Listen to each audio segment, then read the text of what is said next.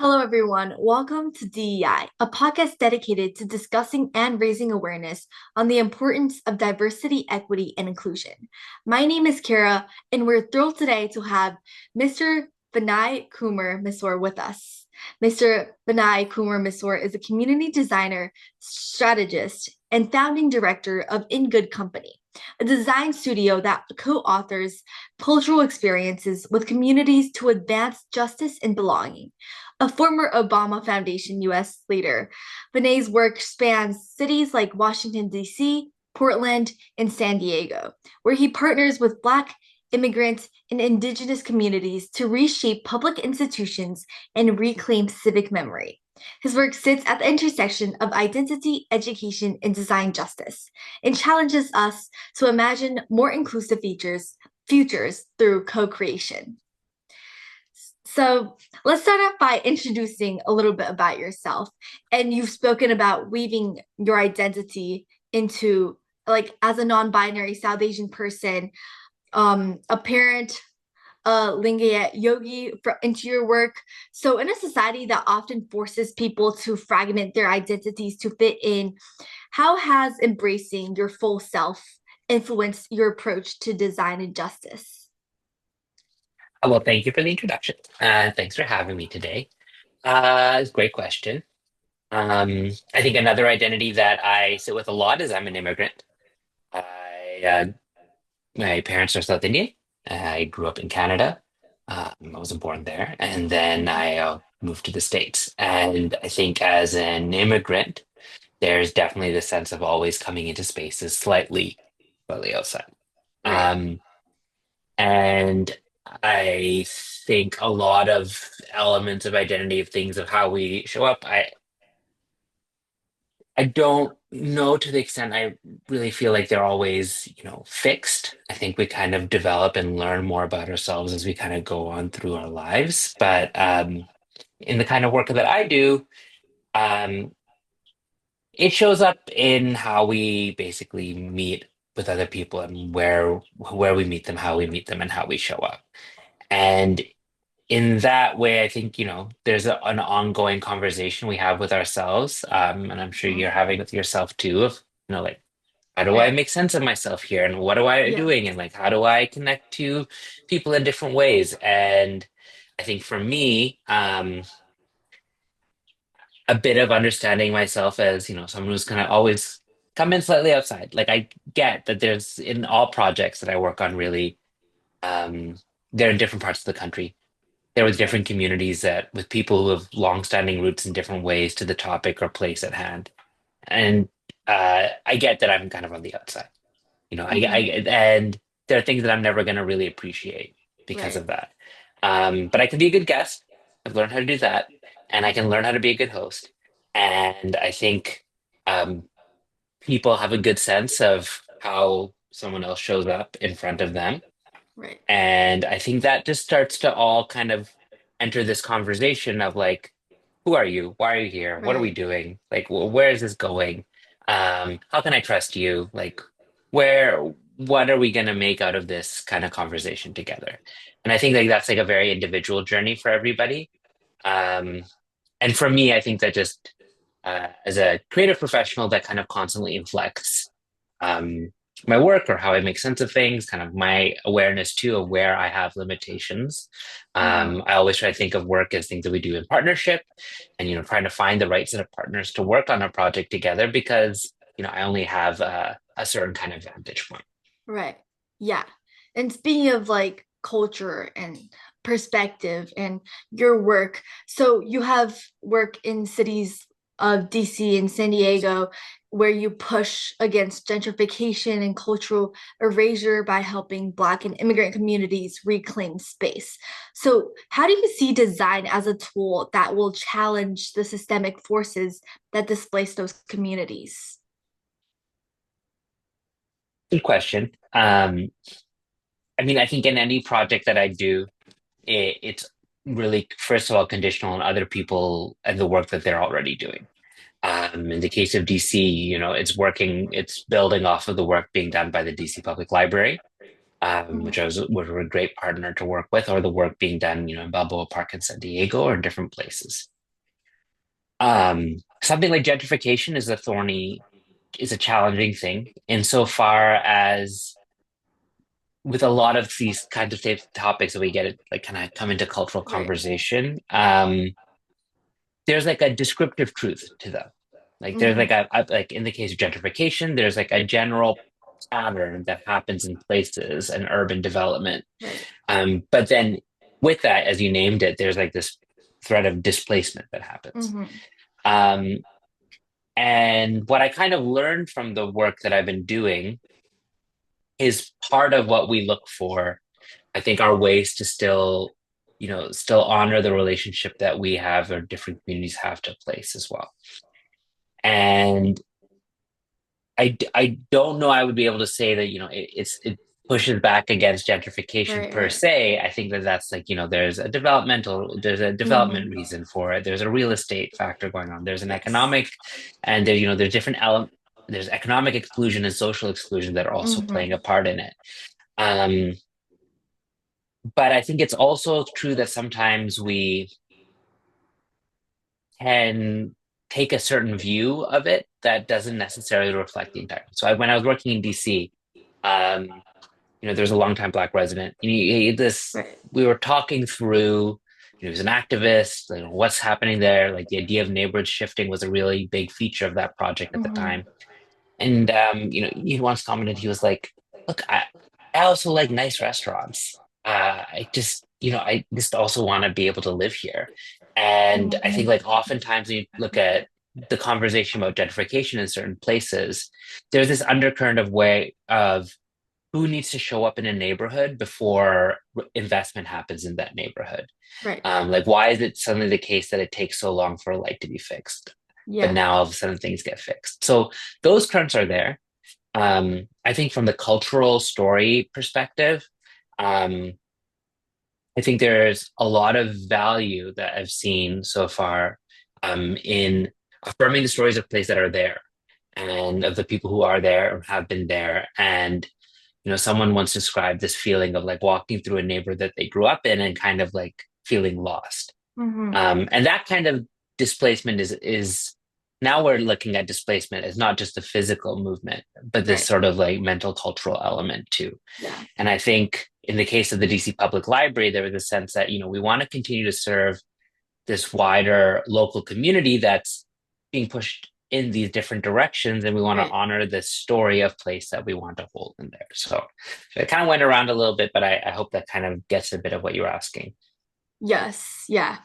Um, and also I know that you have another like Bao project that brings together Black Filipino communities and Filipino communities with their Kumiye, if I'm pronouncing it right, It's nation. Balboa Park and it's a Kumeyaay. Yeah.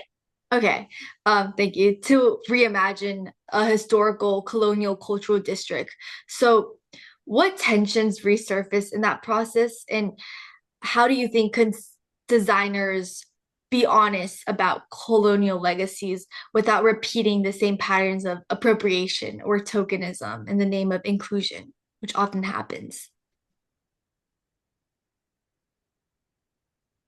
There's a lot in that Yeah, a in the loaded phrase question. colonial legacies. I think there's a Yes. lot of history that is still in the process of needing to be told and Mm, surfaced.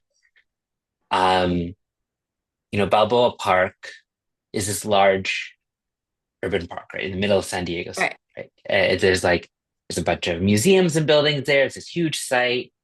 Um, and, they're just to kind of, there was an indigenous elder I was working with who Hmm. grew up in San Diego, okay? And actually grew up north of Balboa Park. Grew up with it Oh, being built okay. like Balboa Park was like. And what we know about that park, right, is it was an expo site. Like it was like it was a Pan American Expo, kind of like a World Hmm. Expo, where they Hmm. built all these buildings, had this sort of effect, like kind of show. Um, in the case of San Diego, the materials are don't they look it looks very Spanish colonial, like the architecture does, but it's slightly like fake. Like it's not like hand hewn stone. It was built rather Okay. fast. Yeah. And Balboa was actually the name of someone that they wanted to come. They wanted to invite to the exposition who didn't show up. Oh. And so it's got this story around it, and kind of this feel around it. And this indigenous person grew up, is Mhm. Kumeyaay. Didn't really know much about the history of Kumeyaay people in the area because a lot of that history was suppressed. Grew up in Mhm. the park and didn't know how during that expo, first of all, there was actually a Kumeyaay tribe in one area that had a village, and they were kicked out of the area to build this exposition. And this is, early 1900s and through Right. through early 1900s. Expos like this often had human interest areas, so they also shipped in Navajo Indians, indigenous people, because they thought that that was a they looked more indigenous. And so there Right. was this. So he had this experience growing up in this area, not knowing any of that, not really understanding his own ties to this place, and then Mhm. discovering later, wait, actually my people have been here. Like actually the emission system in California meant that my people have been displaced multiple times, but actually I've always been part of this area. Wait, actually there were other indigenous people that were shown here. Wait, there was actually a tribe of mine that was kicked out. Right. Wait, Right. all of this place that I grew up as is like the longtime park that I loved and might have even thought of as beautiful with all these plantings or everything, um, is actually like its own myth, right? Like its own Mhm. story that has, in the process of doing so, erased stories of my own people and of me that I wish I knew. Um, Right. so that's like a journey, right? Like that's going Yeah. on even to this day now, where people are like, discovering, that their grandmother, Mhm. pretended not to be indigenous in order to Right. avoid being taken away, and then now they are trying to reconnect to their own path. So, similarly, that way you can look at different people making sense of the redlining that occurred in different parts there. Or in the case of Mhm. Balboa Park, there was actually a Chinatown that was removed as Oh. part of the exhibition as well. Um, so there's these like stories, right, of like what actually happened and Mhm. who happened to what, and like how do I actually belong here now, and how was I treated and belong? And I think that is where um, there's work to be done. There's opportunity, I think, to find new ways of trying to make sense of place and space. But that's like the legacy, right? Like that's like the thing Right. that we have to like, in some cases, still unpack, while also acknowledging that, right now, for a lot of people, Mhm. it still is a very beautiful place. It is still a place Yes. that they go to. It's a place that they have 4 or 5 generations. It could even be for other Indigenous folks, a place that they have fond memories of too.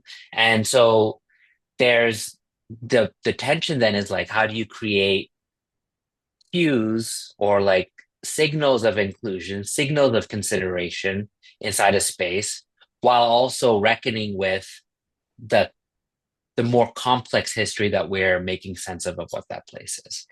And it, to your question of how do you avoid tokenism or appropriation, uh, I think that ends up being a slightly adjacent style question. I think there's a lot when we think about authorship, Right. that kind of brings that, I think, has to hold a bit of space in that conversation too. But we can talk about that if that's something you wanted to dig into more. We can leave that to like a Okay. question later if it's like a little loaded question. No, just where you want to go. Okay. Okay. I was actually wanting to focus more on like the political climate, like right now and like your Hmm. current work. So, how your work emerged and evolved during like a time, because I know you founded your organization in 2024, which Hmm. is like pretty recent, and it emerged during a deep polarization time in the US, especially during and after the Trump administration. And there's a lot of anti-immigrant sentiment, decreased inclusivity with all the lack of funding on DEI initiatives and all the revoking on that, and a lot of cultural fear mongering. So, how has the climate shaped your urgency and methodology in your community based designs and what you believe in moving forward? Um, short and long answer. In the short term, I think the thing I reflect on is, you're right. I started in good company in 2024, but I've been working in this space, I'd say, for a little under a decade. And in that time, you know, there's been a way, like we talked about justice work before George Mhm. Floyd, Right. and the uprising in 2020, in Hmm. COVID, and there was a way people talked about it right after, Right. Yes. right? Um, there's probably a couple little warbles in there too, and then there's a way we're talking about it now. Hmm. Um, so I'd say even in this short time frame, there has been a lot of change. Yeah. Um, and it is true that I think like the language around some things, has to kind of constantly evolve Right. as people use it, co-opt it, twist it, in different ways. In my work, it's important that we speak in the same way because we're working with communities as we do with institutions, as we do with funders, as we do with um, government folks, and kind of Hmm. everybody in between. And there's language there where like it might seem good to one crowd and not for another. So we have to kind of think about like what's an honest answer that kind of Right. threads the needle across the board. I'd say this moment specifically, there's definitely um, it is a bit of a chilling moment for discourse. Um, even in our Yeah. conversation today, there's like, okay, like, do we do this? How do we go? Yeah. Like, what do we say? Yeah. There's an open question, and I think like Right. that is a tough thing to kind of have to grapple with. Um, And so I think in that particular way, um, I can see people in general kind of having a bit more caution in their language. Yeah. Um, and, like, I'm not sure some work really changes as much as we might think, but I do think that sometimes we've used shorthands to try and capture parts of it. And I think those have kind of really been contested. And even some of the mechanisms that we talk, like your DEI, like Yeah. I don't think any, it's obviously a very challenging moment for people who've done work in that space, but I also don't think that anybody who was working there felt like it was single-handedly kind of changing, culturally changing the world in all the ways that we'd want to. So, Yeah. No. there's a question of like, some things work, some things don't. We go and we have to. So the longer answer though, is like, it's been a great privilege of my work to work with different communities in all different places and to really understand histories of peoples and places and Hmm. to work with different generations of people. And, once you, in that longer, wider arc of organizing, of justice, of movement, of like how change has happened, Hmm. um, that there are periods of time where things happen more one way and more the other, where there's different Right. changes that go on, where we have to be, careful in some ways, where there's more opportunity in others. When Dr. King was assassinated, Hmm. um, like over 90% of the American populace thought he was a menace to American society, Yeah. right? The some things, a lot of things sometimes feel like taken for granted until they aren't, one way or the other. I Right. think like, so I try to take some, foundation in that. I do feel in the end, it can be tough moment for people who are really invested in trying to do justice work. But I feel like, um, if I were to provide like a gentle critique, I think of some of the activism that I've seen over the years. Um, I don't think that we are entitled to progress. I think progress is often, there's a definitional question aside, but I think it's always been contested. And I think it's always, Hmm. a longer journey that we have to be on Right. together and with ourselves too. So, Um, I don't take it for granted, any part of it. And I think, kind of it's worth sometimes to really to both like hold on to things, but also to kind of say, okay, like what is the reality of the moment of where we are?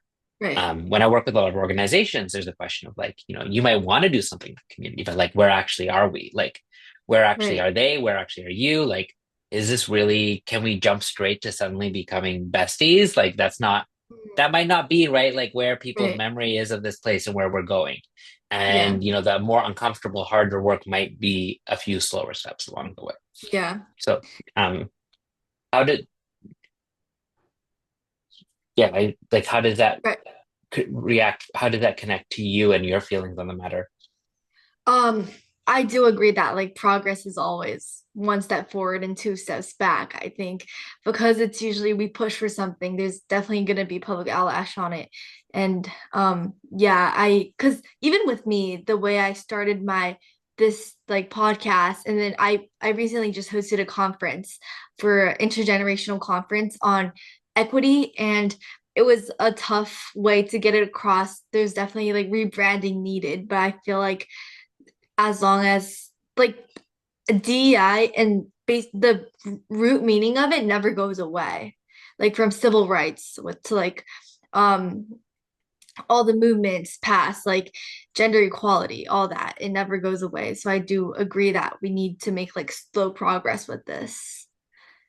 And speaking of progress, you were also selected as the Foundation as a US leader. And reflecting on that, how do you see the gap between symbolic recognition and more like structural transformation? So, what kind of leadership is needed now, especially post George Floyd, post Obama, and like right now in this new era? Uh, yeah, it's a very different world now. I don't know if we kind of saw this one coming after 2008. Um, I did have the honor of being in the first inaugural cohort of the USA Leaders program with the Obama Mhm. Foundation. There's about 100 of us across the country, all doing great work in very different fields. And also really excellently facilitated by the foundation and their staff. Um, and it was interesting kind of seeing some challenges from a lot of different perspectives, some that didn't necessarily agree with each other, but all from people who are kind of committed to seeing positive impact in their community, so like very rooted in that way.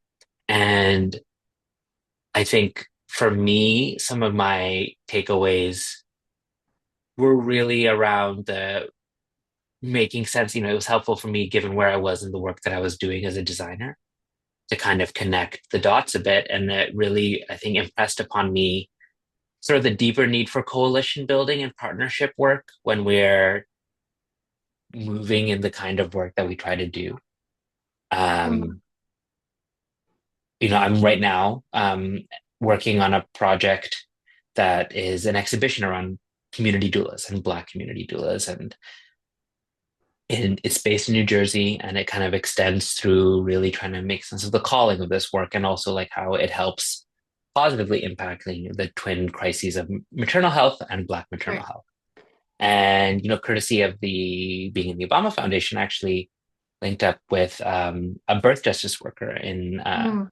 Chicago, so who we were able to kind of like work together as creative partners as well on this project. And I think there's a bit of trying to understand. It might not have been a natural jump to go from one part of design maybe to thinking about something like this. Right, But I right. do think that there's a lot of work to be done in like how we kind of build the relationships and the networks of people to kind of support change when it happens in Mhm. different ways and kind of fight I'd describe it maybe as a bit of like the inertia of injustice that you kind of have to come up against when you do work. And in design, that comes up a lot because you'll often see it in the form of really great idea or a good design or for something to change, but like not a lot of thought about like how do we implement it? Or like how do we get people behind it to like organize Right, in the right. ways that we need to support it? Uh-huh. So when you create change in design and like what you just mentioned, do you think it's possible and how do you think it can work if for design to be not just reactive to what's happening, but more preventative? So, can it be a form of like cultural preemption that builds resilience before something happens or a crisis erupts? Hmm. Um, I don't know about preventative. I do think it can be proactive. Mm, Um, I really believe, at least in the kind of work that I do, that there's oftentimes huge assets in communities. That there are community cultural assets, community civic assets, kind of ways um, that people are succeeding and finding ways to really do well, even despite the challenges in front of them. And that sometimes the work is figuring out a bit of like, okay, so how are you doing that? Like, what are you looking to? Like, what's inspiring you in these ways? And like, how can I make that something that more people can do? Like, how right. can we like connect more people to that story or to that legacy? How can Mhm. we empower and enable more people in these ways that seems to be working? So, um, I think it's part in that sense. I think like, um, sort of the civic nature of community design is definitely something that can build resilience.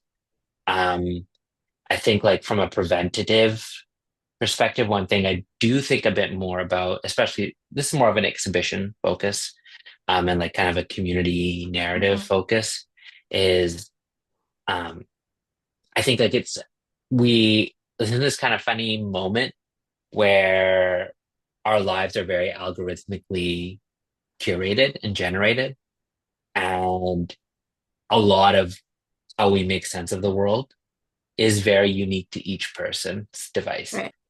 And the sensation of a consensus reality, of like a consensus story or consensus moments is a little harder to get to in some Right, ways. for sure.